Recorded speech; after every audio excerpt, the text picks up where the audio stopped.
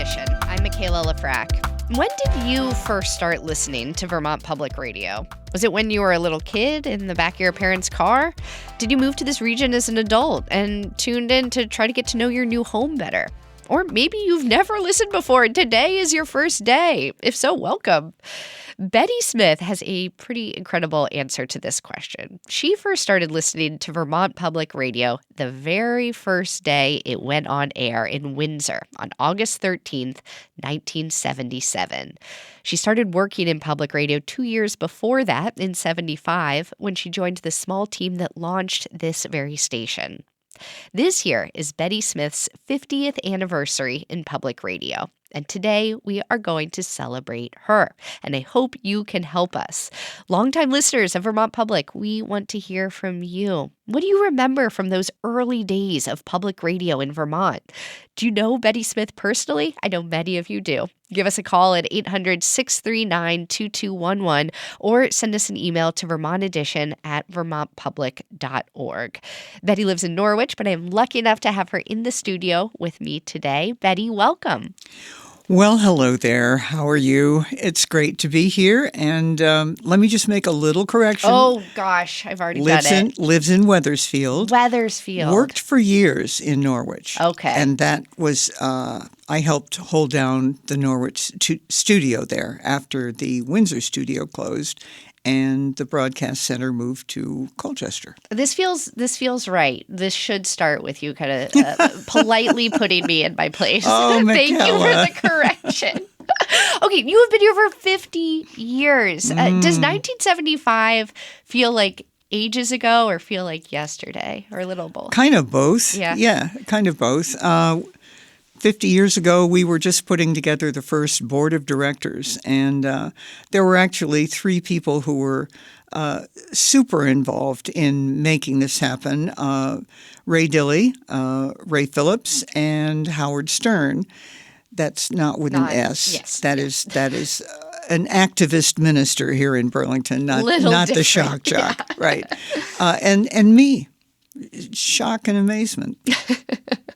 So in the spring of 75, I read this story somewhere that you saw a notice about this group of people that was meeting to discuss the possibility of establishing public radio in Vermont. Yeah. And you were working in commercial radio at the time. Did you know what public radio was? I mean, NPR had just launched, I think, in 1971. Yeah, no, I didn't. I knew that, public TV in Vermont had also just gotten established, and I was a fan of that, certainly. But I was looking for a way to make a living in Vermont using my voice, and radio was the logical thing to explore.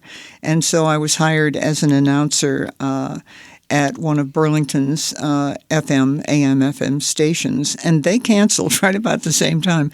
They canceled their the last classical album show in Burlington, and one of the real pioneers, women pioneers in radio, left.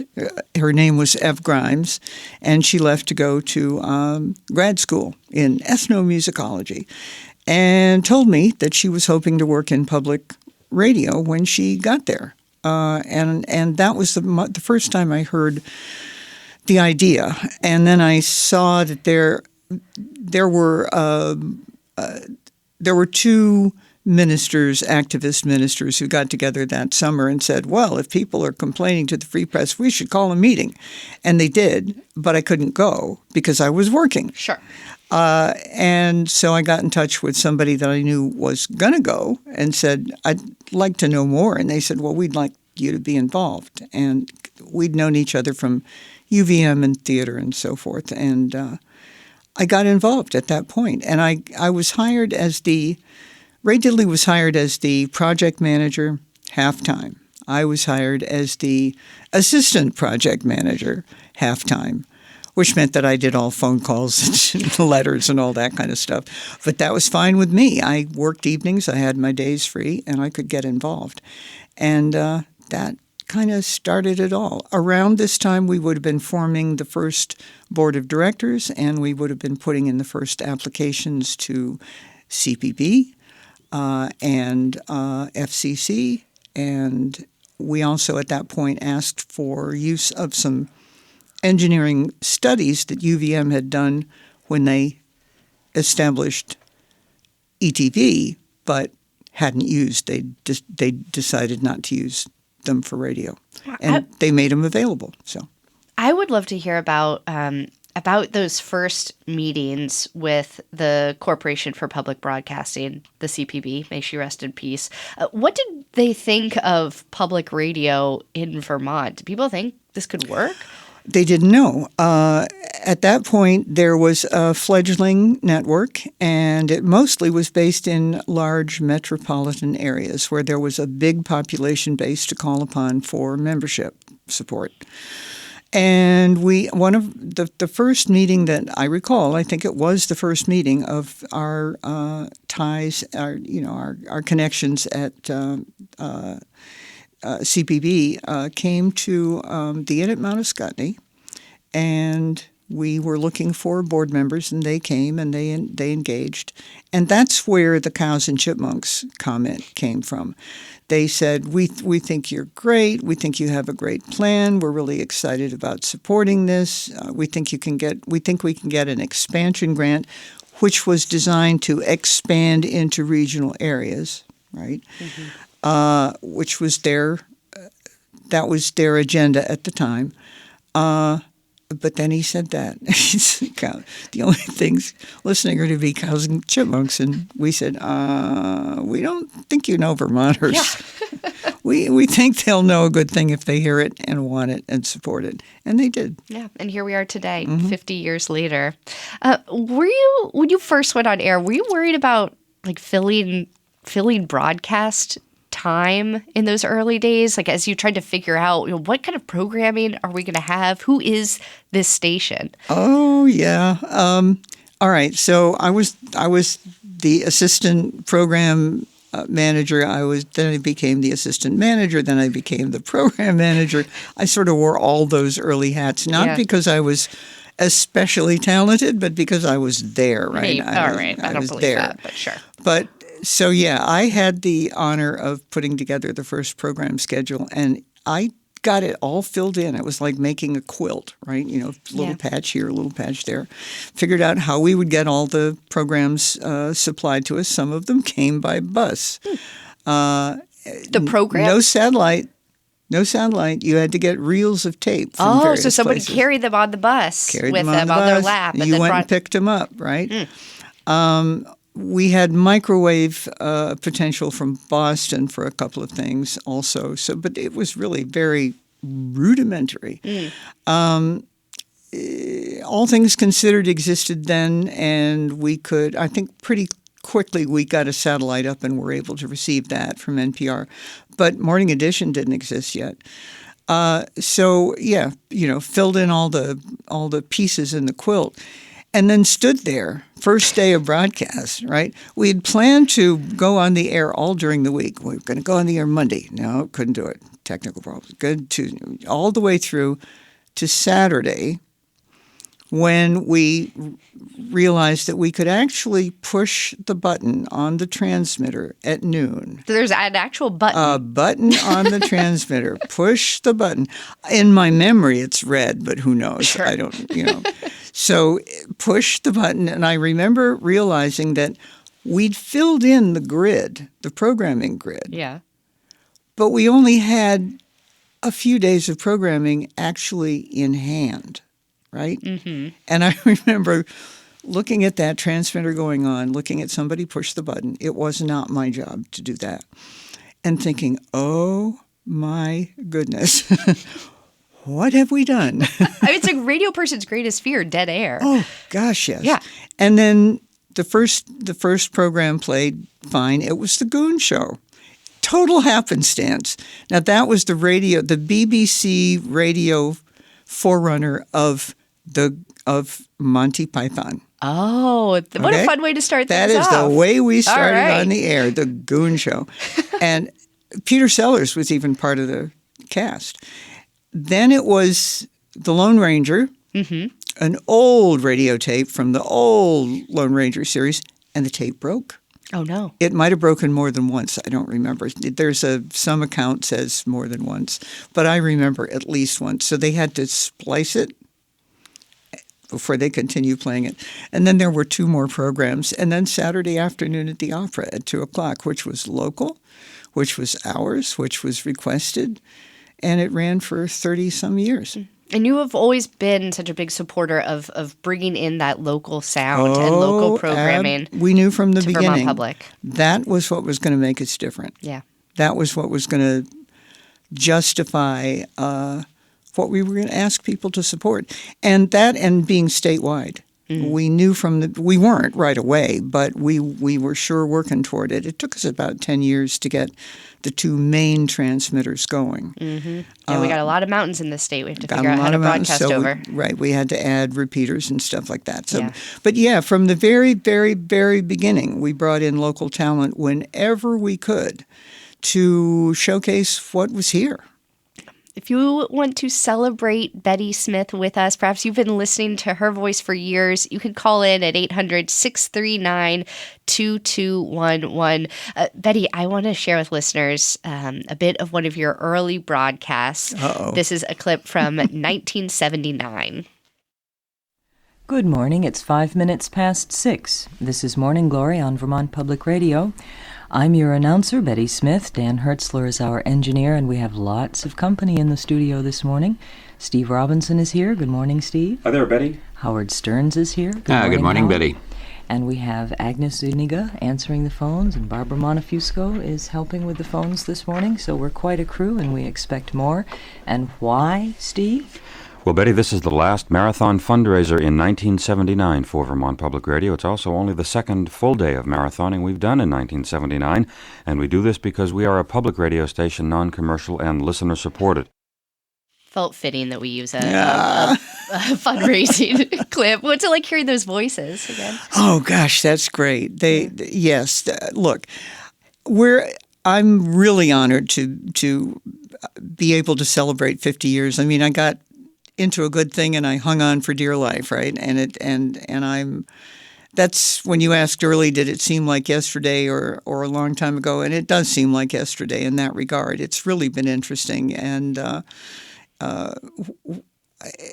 hearing the voices and being able to acknowledge the people that were the ensemble that I was part of, right?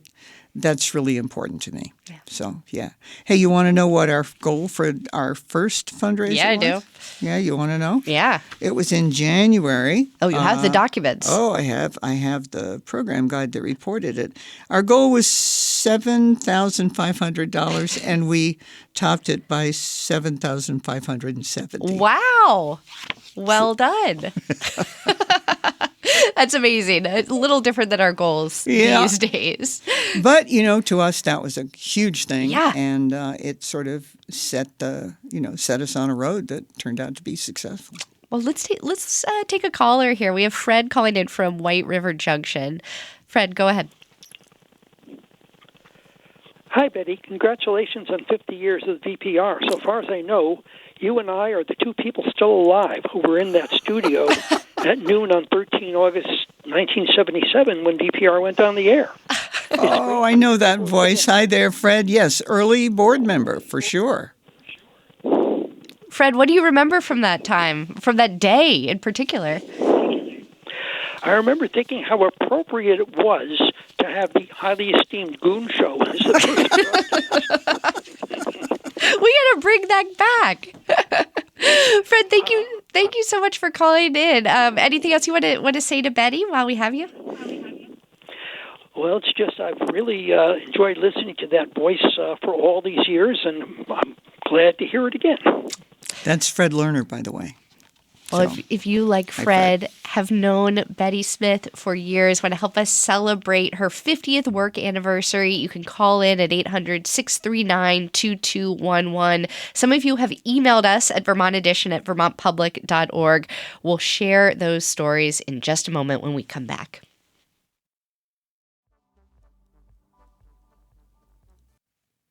Welcome back to Vermont Edition. I'm Michaela Lafrac.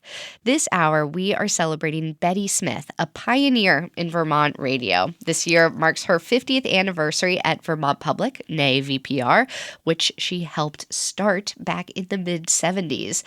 Betty, we got an email from a listener named Peter who writes, I bet a lot of people listening to Vermont Public don't know that Betty Smith once rubbed elbows with Janis Joplin and that Betty herself can bring a house down with her singing voice. Do it, Betty. Appreciations from a longtime listener near Wethersfield in West Windsor. Oh, that's great. That's really fun to hear.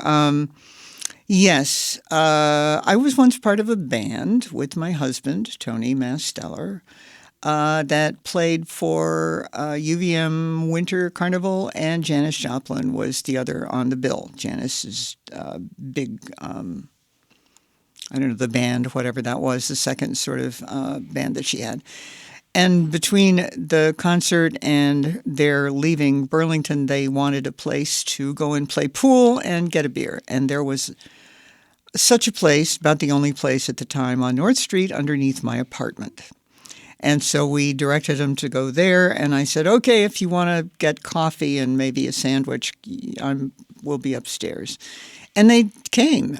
First, it was the band members, and then it was Janis herself. Wow. I answered the door, and she sort of swaggered in, as she would. And we had a song playing on the record player at the time. Yeah. It was Aretha Franklin with Respect, and she swaggered in, and she said, I wonder who sings that better, Aretha or me? And I was petrified. I don't think I said one word directly to her. I wouldn't have either. I pointed her to the kitchen. She got coffee. They hung out a little bit, and then they left. Wow. So that was something.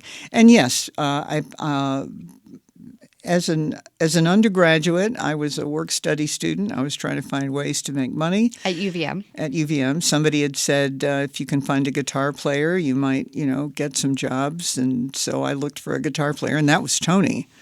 And we sort of teamed up then and performed for a whole bunch of years in different venues. And then public radio, we got tired of being on the road and got tired of the bar scene, kind of. And yeah. So, but that was in the late 60s, early 70s. So, what kind of music did you like singing at that time? I've always liked singing harmonies, but I'll sing lead and, whatever. You've got a T-shirt on that says Wild Women. I do. Or Wild Woman. Mm-hmm. And there's a song that I used to sing called Wild Women Don't Sing the Blues. And I do remember it, but I'm not going to sing it now. I was going to say, would you treat us to a few bars? I can't. My voice is pretty well gone. So. Our morning edition host, Jen Jarecki, came over to my desk this morning and told me about how you once sang jazz at a Vermont Public talent show. I did, which is yes. a tradition we really need to bring back, by the way. And she said that she was blown away by your voice. Do you remember performing for people here? Sure. I was scared to death. Oh, why? I don't know, because everybody's so good, and you hope you're going to make the cut.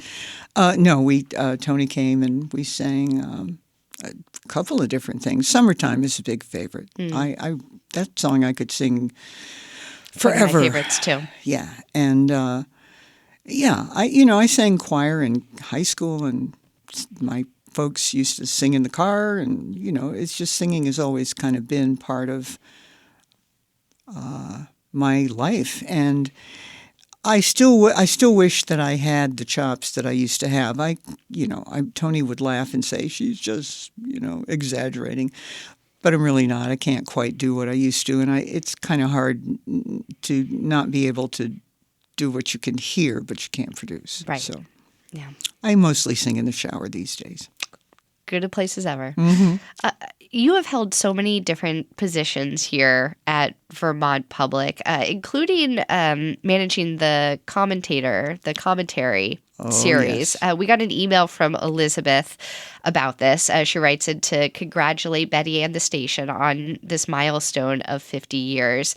And she said that I'm sure the commentary section was a great deal of work lining up all those commentators and getting a recording of something that would pass her scrutiny, but it was well worth it. Sometimes I was mesmerized by the topic and sometimes by the speaker. I really miss that series. What were your favorite parts of putting that together? Oh, well, all right.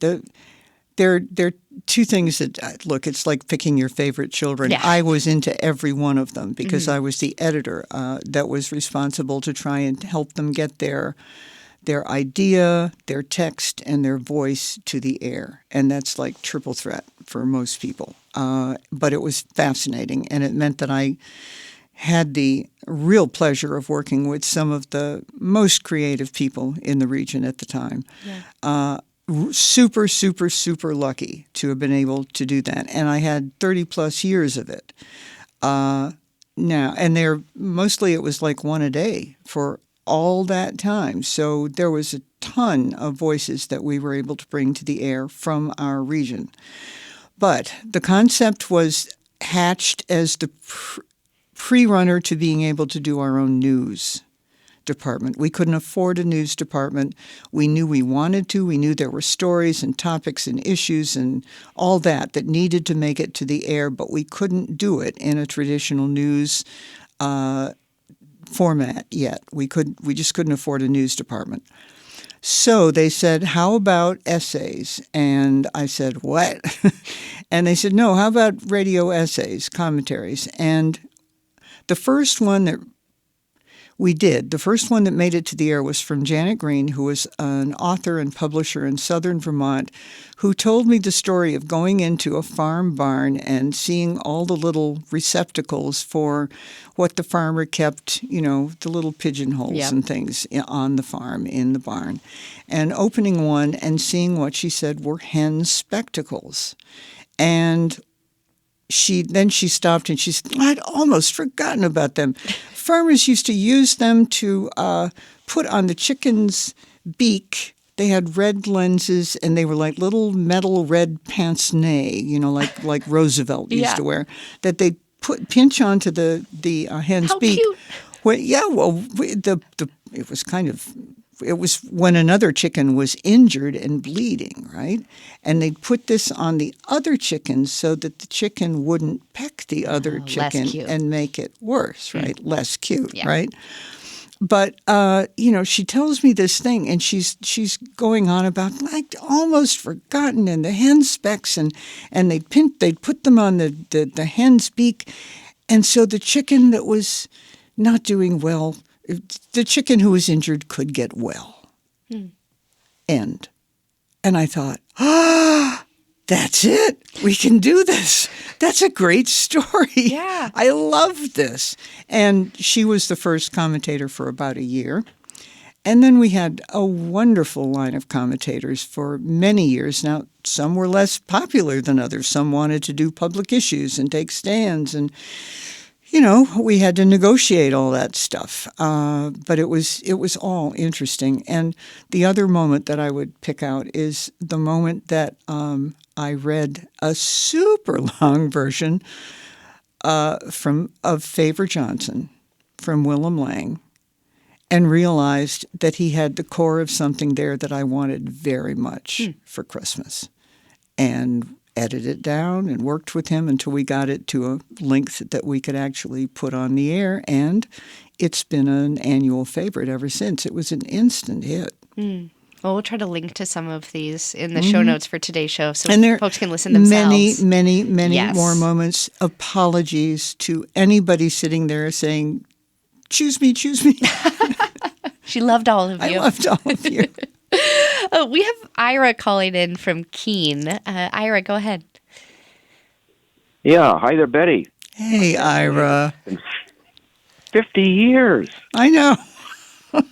Absolutely amazing. How did that happen? I'm thinking back to our first broadcast day. I remember spending a week as a volunteer engineer finishing up wiring in the Windsor house and pulling a very late night, which didn't agree with me very, very well. And I think I crashed in your office. You probably did. Missed the sign-on. Oh, no. You probably did. And you might have crashed there when there was no furniture in it. My first day there was sitting on the floor with a phone and yellow pages. This is Ira Wilner, by the way, who was one of the designing engineers of the Windsor facility. And I remember calling around for donated furniture. I had a yellow pad and a pencil. That's all you need. Sitting in the sawdust. Oh, my gosh. Ira, thank you so much for calling in and helping us celebrate Betty. And thanks for your work in Windsor, too. Oh, yes. Yeah. Yep. Yeah. We also received an email from Margaret. Betty, I think you know Margaret. Oh, yes. She says, Betty is my older sister, and her commitment to public broadcasting has been an integral part of my life. She's been an example of how dedication, determination, commitment, and adaptability can lead to a rich life. I'm so proud of her lifelong commitment to something that she's been truly passionate about. Congrats to Vermont Public for having my sister be part of your journey for the past 50 years.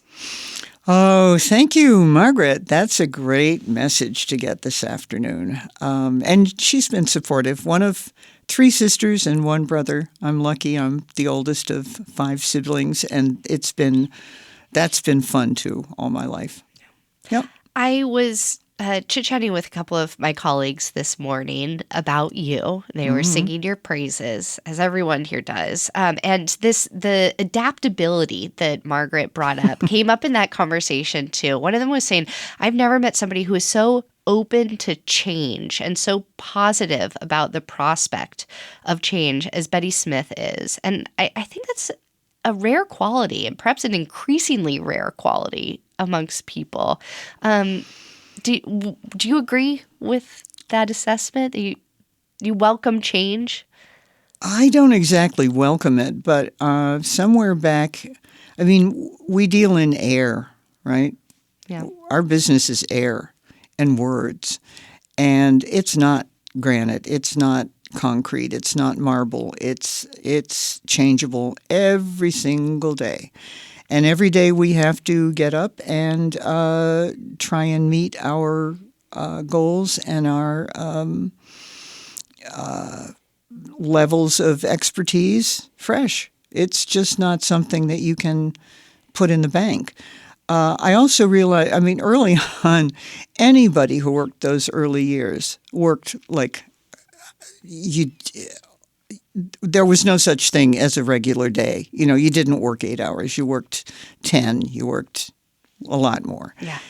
And you could get it into your head that you were owed respect somewhere down the line, that you had earned it, and that, by golly, people should recognize that, right? That's really it's easy to get caught up in that. And the thing is that you earn your respect every day. Every day you've got to deliver. No, but you can't stand there in the middle of the room and say, no, you can't criticize me for coming in late today because I worked umpteen hours for 9 years and you owe me, right? Yeah. That does not work. People aren't going to want to hear it. You can't do it. So you have to come prepared to do it, to go at it on a daily basis. And I think public broadcasting is at one of those points where I think a lot of people feel like it should have been a done deal. It should have been accomplished, and that, they're kind of worried about what's ahead. I would say, don't worry, just do the work. Keep showing that the product is important and valued, and, do your work every day. And to the highest level you can, do your best. And trust that the good stuff is going to shake out. And, don't give yourself a pass. You need to do it. You need to come ready to, go for it. Betty Smith, you are an inspiration and a big reason why I'm able to sit here today. So I want to say thank you from me and from all of my colleagues for the 50 years of incredible work you have done and the work you continue to do for our state and our region. Thank you. Well, you're most welcome, Michaela. Thanks for having me. All right, we have to take a short break, but thank you to everyone who helped us celebrate Betty Smith this hour. We received lots of emails we didn't have time to share, but we're going to put them up on our website, and we'll certainly share them with Betty, too. Coming up, we are going to learn about a University of Vermont professor who's part of an international team of scientists studying Greenland's ice sheet. That's in just a minute. Stay with us. Welcome back to Vermont Edition. I'm Michaela Lafrac. Last fall, you might have caught an interview we did with a UVM professor named Paul Bierman. He's a scientist and a geomorphologist, to be exact, which means he studies the evolution of Earth's landforms. He just published a book about his research in Greenland. And when Paul was on Vermont Edition, he told us about this Cold War-era program called Camp Century. The U.S. Army set it up as a secret military base in Greenland. And they also did some pretty cool science while they were there, including drilling down nearly a mile to collect an ice core. Scientists in Europe and the U.S., like Paul, have studied this ice core to learn about the Earth over the last 400,000 years. Turns out Greenland used to be ice-free. And being able to study sediment from that time has taught us a lot about how the Earth changes as it warms, freezes, and warms again. That research is now the subject of a new documentary by Kathy Kasich called The Memory of Darkness, Light, and Ice. Kathy is a scientist turned filmmaker. She started out studying evolutionary biology in the Amazon. And recently, the University of Vermont's Gund Institute for Environment hosted a screening of this new film. About 400 people showed up to watch it, and for a Q&A afterwards that I did with Paul and Kathy. We're going to share that conversation with you now. And if you're interested, you can watch the film yourself starting October 14th on Amazon Prime, iTunes, and a bunch of other places. You know, when I think about making films, one of the most important parts to me is the landscape in which I'm filming. Making a film about Greenland, I wanted to make sure to highlight Greenland as a character in the film. And so when I was in Greenland, I spent time camping on the ice sheet, and so it allowed me to really get a lot of depth with my shots, I think, that like I couldn't just get by filming icebergs on the side. I guess I really fell in love with the ice sheet. You know, it's a special place. It's like you step on it and it's another world completely. So I think part of that kind of fear of losing the ice for me is a bit about how incredibly sad that would be. It's such an incredibly beautiful landscape. I'll second Kathy's thought that it is an absolutely magical place. I remember the first time I stepped off a U.S. military airplane there to see Greenland after studying ice for 25 years of my life, and then to actually see the ice, it's mystical. It's amazing. Much of the film centers on what Greenland was like 400,000 years ago. To help us root in place here, Paul, what was Vermont like 400,000 years ago? Oh my gosh. No one's ever asked me that question. Probably a lot like today. I don't think there were major changes from today, just like the Greenland that Hallie and her fossil analysis, what Dorothy showed, looks very much like the tundra that we walk on the edge of the ice sheet today. I suspect Vermont had similar, not identical plants, not identical vegetation, but the climate was similar then to what it is today. The vegetation was probably grossly similar. Now, Paul, did you ever think you were going to be a movie star? No. Absolutely not. It's always a little strange to look at yourself up on screen like that. Well, we would love to take your questions. We have folks with microphones. You want to just raise your hand if you have a question. Okay, I have a question for Kathy. Do you plan on going back to studying the tropics, or do you plan on continuing studying like the ice? And no matter the answer, what are some projects that you hope to work on like in the future? Well, that's a great question. I was just saying to someone today that I'd like to make a film about the tropics sometime. It seems like other projects keep on taking priority. So I'm working on a film a little closer to where I live in Sacramento about the American river ecosystem, which centers a lot around the time of the gold rush. And then I'm also working on a film about an American cellist who goes to Ukraine and performs with the Odessa Philharmonic last year. Yeah, there's another climate film in there. As a documentary filmmaker and scientist, how do you sort of determine the mix of the balance between scientific fact and information density and sort of artful filmmaking in the movies and projects you make? That's such a good question. The beauty of documentary is that when people watch, they should trust that your information is true and accurate. And so I worked for the BBC for a number of years, making a wildlife film about Yellowstone in Wyoming and Montana. They have very stringent rules about fact checking and things like that. So I try to make sure to follow the same. And what's wonderful about working with amazing scientists like Paul is that they're like inherently doing that for me. I mean, the reviews that we had of this film, we would always meet on Zoom, the whole group. And when I presented the film, it was like I gave a spreadsheet, and definitely Paul was probably the biggest help of all, but in order to just really make sure that I'm presenting it correctly. Yeah, I think that the facts are quite important to me, but then also that the imagery, the sound, hearing and feeling the images. I have a form that I call sensory verite, which takes the idea of cinema verite, which is this sort of like very kind of run and gun. You're following the action, you're following the feeling of things in the moment. And I pair that with kind of more of a sensory approach to filmmaking, where it's trying to like find the artistic nature of the image and sound.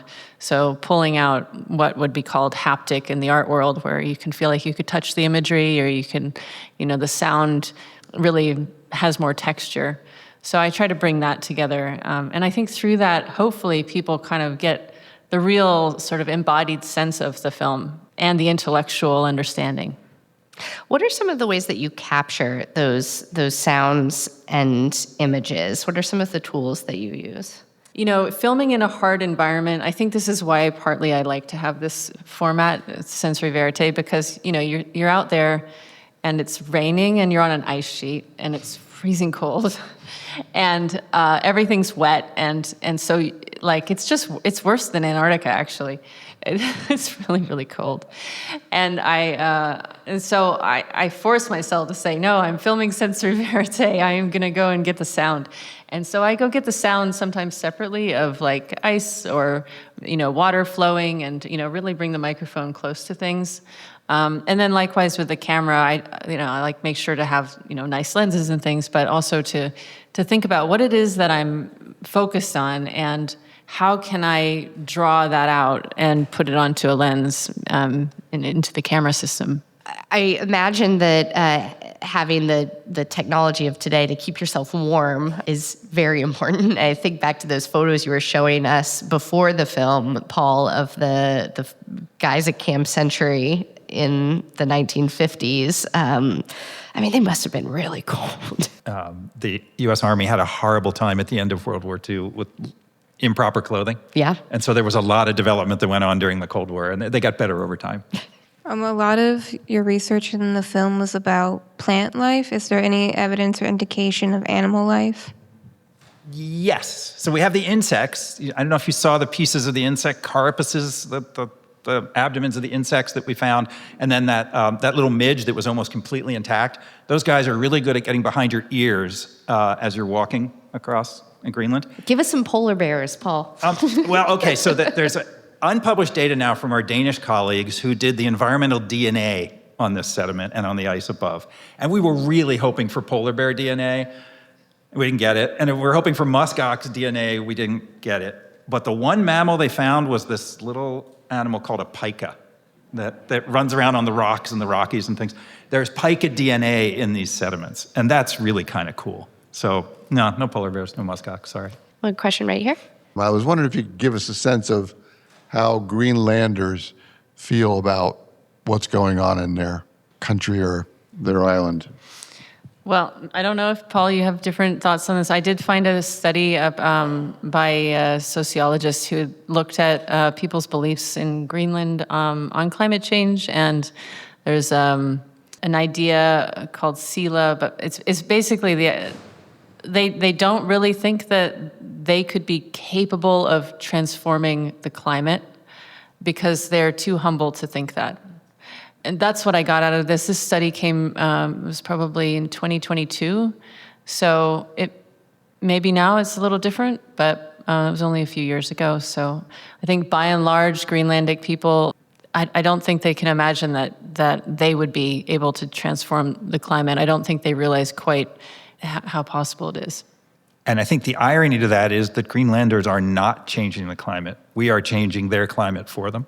And the United States has more cumulative emissions than any nation in the world, even though China now is emitting more CO2 than we are. If we look cumulatively over time, it's an us problem, but it's them who are feeling it. Greenland's emissions are trivial, and the plan for their government is to be almost completely hydropowered within the next couple decades for Greenland. And they can do it. They have a huge amount of water resources to do that.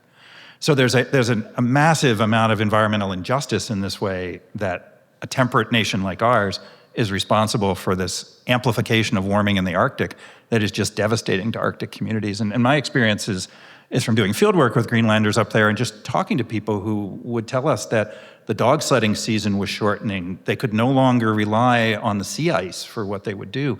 They had to build an airport because they couldn't land planes on the ice anymore because the season was too short. Other questions? We have one right here.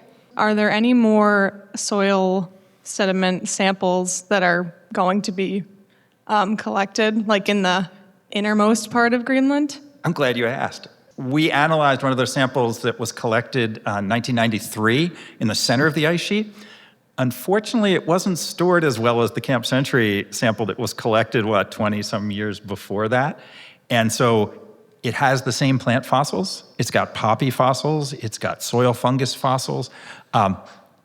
We can't date it the same way because it was stored hot and it was stored in light, which is really unfortunate. But yes, there is a plan by the Europeans now to re-drill some of the holes in central Greenland. I will bet you within the next 5 years, we will know the story of central Greenland. And my bet, and we'll see if I'm wrong with this, is that entire ice sheet was gone 400,000 years ago. I think there's pretty compelling circumstantial evidence that the ice sheet is more fragile than most people want to believe. And my question is about the melting of the ice sheet and the freshening of the North Atlantic and how that's going to impact climate change, because that will be profound pretty quickly. So what Cree is getting at is that there's a global circulation of ocean water that transfers heat around the planet. And anybody remember a movie called The Day After Tomorrow? Yeah, okay, really cheesy movie. The idea behind that cheesy movie is that the North Atlantic circulation shuts down. And when that happens, weather and climate get really strange around our planet. Europe gets really cold because the Gulf Stream that now carries warmth and moisture toward Europe isn't functioning anymore. And the water that is now sinking near Greenland and heading south toward Antarctica isn't sinking anymore. New England could get quite frigid. Europe could get quite frigid. The shutdown of that, what's called the conveyor belt, for decades, people gave it a really low probability. But the idea that if you melt Greenland, you put a cap of this very fresh, not salty, not dense water on the North Atlantic, and it stops sinking. The last 5 years of data have suggested that this is more plausible than people thought previously. That's a catastrophic scenario if we get to that point. But so is global sea level rise. And again, as I said when I introduced this, just imagine your favorite beach with 25 feet water on it, 25 more feet. Imagine the coast of New Hampshire, Cape Cod, Maine. It is a fundamental change in the geography we all know. So I think you can lump all of that together in a decision of, are we happy letting our planet change that dramatically, or do we want to take action to keep our planet more like it is today? And that my view is we need to take action, because these uncertain but high impact, even perhaps low probability events could devastate humanity as we know it and our society as we know it. Paul, you have an amazing ability to deliver news that is very distressing in a very positive, uplifting way. But you can't show my smile on the radio. So we can hear it. But I actually think there's something to that. There are sort of two schools of climate communication. One school is the doom and gloom we're done with. And I would almost call that the Al Gore school, based on the inconvenient truth and the conversations of the late 90s. Honestly, I don't think that's done climate awareness a whole lot of good. It's engendered the pushback we see right now. I think the other school is, hey, guess what? It's cheaper, folks, to build a wind turbine or to put in a solar farm than to build new fossil fuel generation. I think we're much better off saying, we can save Earth's climate, stabilize Earth's climate, we can make Earth more sustainable, and we can do it more cheaply than burning fossil fuels. That argument is going to go across a much broader group of people than, oh my gosh, the sky is falling, we need to do something right now. So I am very much in the camp of we need people who study economics, we need scientists, we need engineers, we need politicians, we need sociologists, we need the whole group to come together and say, how do we do this in a way that makes it more sustainable and more economic? And we're there. It's cheaper to do renewable fuels right now than it is to do carbon. If you look at what China has been doing, they've had a huge boost to their economy from moving away from fossil fuels. People here might be wondering, as I am, whenever I am reading or learning about climate change, what do I do now? And your film ends with a call to action, and yet it can still feel so overwhelming. What kinds of conversations have you been having with people as you tried to figure out, like, what's the next step? You know, the biggest thing, we all know there are lots of things we can do. I think that obviously there's the voting, and then there's also just becoming a leader yourself, whether that means being the leader in doing something small or being a leader in your community or, the greater community. I think that's what we're probably looking at. Paul? I would say we all have to take action in our own ways, and for some folks that's going to be personal action, whether you reduce your carbon footprint. For other folks, that's going to be political action, getting involved in the political system, speaking out, voting, volunteering. I think there are all different ways to go after this problem. There's not one universal way that's right for everybody. Let me sneak in one more quick question, because I would like to end on a women in science note, if I may. Could you tell us, Kathy, a little bit about Eunice Foote? We saw her briefly in this film, and there's some exciting news about recognition for her today.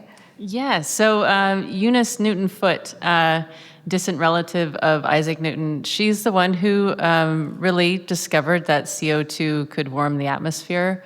That was back in 1856, as you saw in the film. And so she really was not credited for her findings. She was not allowed to present her research at the American Association for the Advancement of Science, but a male colleague did.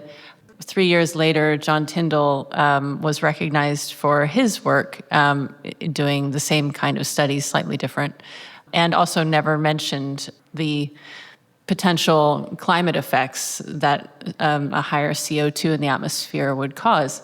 So I was having a screening like this, and California Senator Ben Allens was on my panel, and after the film was over, he said, "Kathy, I am going to change Eunice Foote's legacy." And so he decided to honor her at the California State Senate with making a whole day in her name, which is her birthday. July 17th is now Eunice Newton Foote Day in California. That was filmmaker Kathy Kasich alongside University of Vermont geomorphology professor and climate researcher Paul Bierman. Kathy's new documentary, which features Paul's research, starts streaming on Amazon Prime, iTunes, Xfinity, YouTube, and other places on October 14th. To find out more, visit thegreenlandclimatefilm.org. You can also catch Paul Bierman and 2 other environmental authors from UVM at a free book talk that's open to the public at the Echo Leahy Center in Vermont this Friday evening, tomorrow, September 26th. The conversation you heard today was engineered by Peter Angish. We'll link to our initial conversation that we had with Paul back in the fall of last year in the show notes for today's show. That's up on vermontpublic.org. And thanks to everybody who attended that event. It was so great to meet many of you there in person and to be on UVM's campus with the Gund Institute. All right, that is all the time that we have for our show today. For those who were listening earlier and were able to celebrate Betty Smith with us, thank you. Please continue writing in with your appreciations for her. She is a treasure, and we'll be sure to continue to send those along to her and her family members as well. So help us help Betty Smith feel the love. Email vermontedition@vermontpublic.org. Our show today was directed by Aaliyah Papes. John Ahrens is our managing producer. Our producers are Andrea Lorian and Daniela Fierro, who is also our call screener today. Our theme music is by Myra Flynn. I'm Michaela Lafrac. Thanks so much for listening. We'll catch up again soon.